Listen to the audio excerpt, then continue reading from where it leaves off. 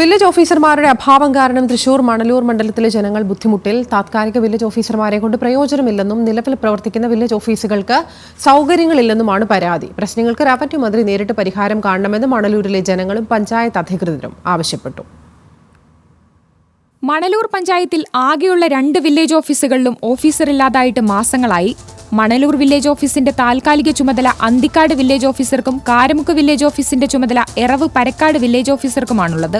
എന്നാൽ ഇവർ രണ്ടുപേരും അധിക ജോലി ചെയ്തിട്ടും ജനങ്ങളുടെ പ്രശ്നങ്ങൾ പരിഹരിക്കാനാകുന്നില്ല. മണലൂർ വില്ലേജ് ഓഫീസിനെ സംബന്ധിച്ചിടത്തോളം ഏകദേശം 50 വർഷക്കാലം പഴക്കമുള്ള ബിൽഡിംഗ് ആണ്. ഇവിടെയുള്ള ജനങ്ങളുടെ ആവശ്യമായിട്ടുള്ള രേഖകൾ സൂക്ഷിക്കാൻ പോലും കൃത്യമായിട്ടുള്ള റെക്കോർഡ് റൂമില്ല. ഏകദേശം ഒരു കാലിത്തൊഴുത്ത് പോലെയാണ് ഇവിടെയുള്ള റെക്കോർഡ് റൂം കിടക്കുന്നത്.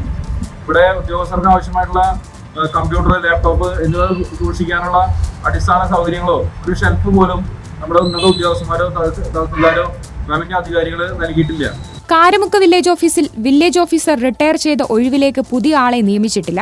മറ്റിടങ്ങളിൽ ട്രാൻസ്ഫർ ആയവർക്ക് പകരക്കാർ എത്തിയിട്ടുമില്ല. ഈ 2 ഓഫീസുകളിലുമുള്ളത് പരിമിതമായ അടിസ്ഥാന സൗകര്യങ്ങൾ മാത്രം. മണലൂർ മണ്ഡലത്തിലെ തന്നെ അരിമ്പൂർ പഞ്ചായത്തിലെ വെളുത്തൂർ വില്ലേജ് ഓഫീസും പരിമിതികളിൽ നട്ടം തിരിയുകയാണ്. മാസങ്ങൾക്ക് മുൻപ് പ്രവർത്തനം ആരംഭിച്ച എറവ് പരക്കാട് സ്മാർട്ട് വില്ലേജ് ഓഫീസിലാകട്ടെ കാര്യങ്ങളൊട്ടും സ്മാർട്ടല്ലെന്നും ആരോപണമുണ്ട്.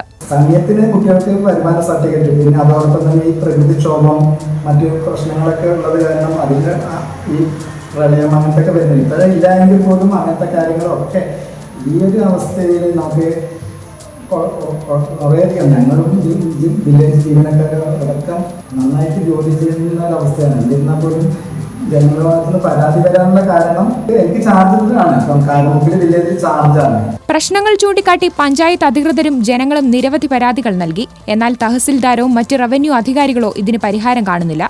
ഈ സാഹചര്യത്തിലാണ് വകുപ്പ് മന്ത്രി തന്നെ വിഷയത്തിൽ ഇടപെടണമെന്നും നടപടികൾ സ്വീകരിക്കണമെന്നുമുള്ള ആവശ്യവുമായി ജനങ്ങളും വിവിധ പഞ്ചായത്ത് അധികൃതരും ഒറ്റക്കെട്ടായി മുന്നോട്ട് വരുന്നത്. ന്യൂസ് മലയാളം, തൃശൂർ.